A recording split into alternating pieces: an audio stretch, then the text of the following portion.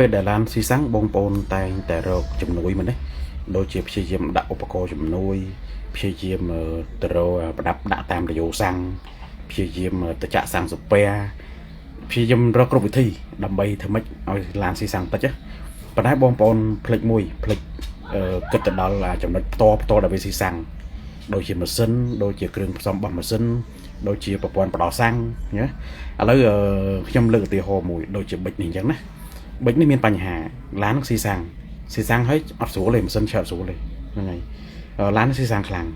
អញ្ចឹងបើសិនជាករណីប៊ិចនឹងមានបញ្ហាហើយបងប្អូនចង់ដាក់អីក៏នៅតែស៊ីសាំងដែរហើយស៊ីច្រើនទៀតទៅទៀតយើងដាក់ប៊ិចនេះចូលម៉ាស៊ីនតេស្តបងប្អូនមើលណានេះប៊ិចនេះហើយ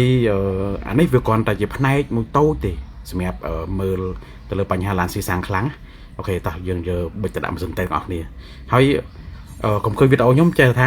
ស៊ីសាំងមកប៊ិចស៊ីសាំងមកអីតាមពិតអាហ្នឹងក៏ជាចំណែកតូចមួយដែលខ្ញុំប្រាប់ណាហ្នឹងហើយអូខេដោយសារតែម៉ាស៊ីនតេស្តយើងតេស្តម្ដងពី4ទៅ6ប៊ិចហ្នឹងហើយអញ្ចឹងអានេះប៊ិចតែបញ្ហានៅចំណាក់នេះឥឡូវចាំមើលណាចាំមើលវារត់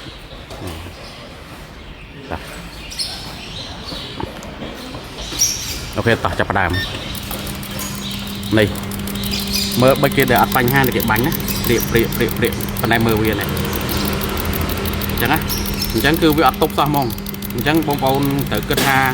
តែដាក់ម៉ាស៊ីនតេស្តរយៈពេលប៉ុណ្ណឹងវាស៊ីខ្លាំងបាញ់មកមកអាគេទៅប៉ុណ្ណេះទេប៉ុន្តែវានេះដល់ណាដល់ណីអញ្ចឹងតម្រាំជីដល់កំពង់សោមឬមកការប្រាប់ចាំថ្ងៃវាស៊ីវាមិនហ្នឹងហើយអានេះផ្សេងប៉ុណ្ណេះម៉ាស៊ីនខ្ញុំវាទៅនៅប៉ុន្តែខ្ញុំប្រើច្រើនពេកឥឡូវវាកាចាស់អស់ហើយប៉ុន្តែមើលប៉ុណ្ណឹងទៅទៀតនោះផុតកែវឡើងហ្នឹងហើយអាហ្នឹងដែលវាស៊ីសាំងខ្លាំងណា